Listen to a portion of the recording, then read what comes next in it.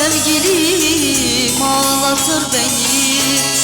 O mutsuz günlerim ağlatır beni.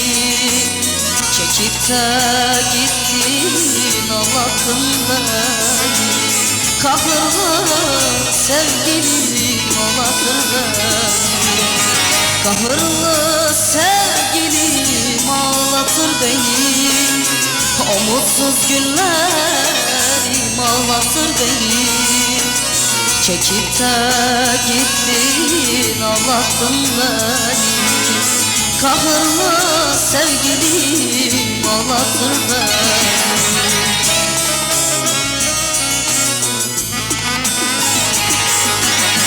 Gitmeden önce karar verseydim, o mutsuz günler olmasaydı. Gitmeden önce karar verseydim, o mutsuz günler olmasaydı. Şimdi ben yalnızım, şimdi ben yalnızım, şimdi ben yalnızım canım sevgilim. Şimdi ben yalnızım, şimdi ben yalnızım, şimdi ben yalnızım canım sevgilim.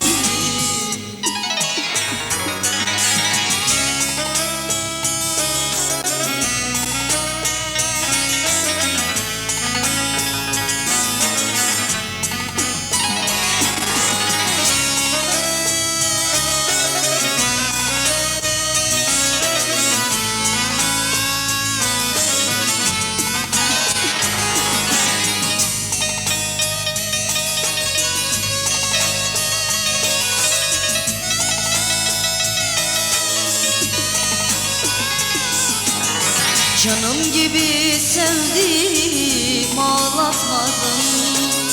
Mutsuz günlerine neşe katardım. Bir gül gibi sevdim ağlatamadım. Söyle bana sevgilim nasıl sever? Canım gibi sevdim ağlatmadım. Mutsuz günlerime neşe katardım. Bir gül gibi sevdim anlatamadım. Söyle bana sevgilim nasıl sever?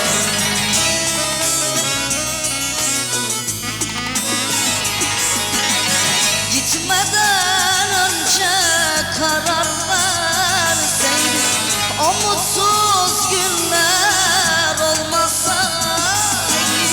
Gitmeden önce karar verseydim, o mutsuz günler olmasaydı. Şimdi ben yalnızım, şimdi ben yalnızım, şimdi ben yalnızım canım sevgilim. Şimdi ben yalnızım, şimdi ben yalnızım, şimdi ben yalnızım canım sevgilim.